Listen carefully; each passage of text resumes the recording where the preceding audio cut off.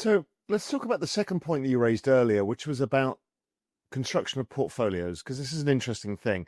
How do you envisage it's going to change?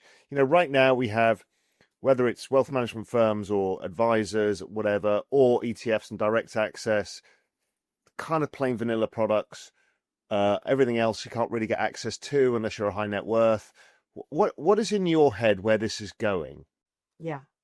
I think that, you've started to see this shift in the US from obviously standard funds that you would put together five or six or seven different funds to have a portfolio to a model portfolio where you basically have a recipe that has all the components of a fund in it in the correct measurements for how you put one portfolio together to direct indexing, which is basically taking the holdings of ETFs or other investment funds, looking through to the underlying securities that sit in those portfolios and then optimizing them for the individual. And those optimizations are pretty basic right now, right?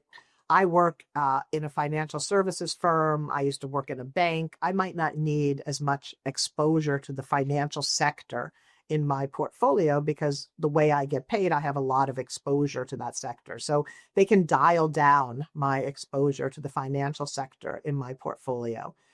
And they can look at all of my positions in my portfolio and they can optimize my tax situation by looking at my tax lots and actively managing my tax lots. So it's a pretty basic set of personalizations, but it is at least trying to tune the portfolio to Sandy, not give me a generic portfolio.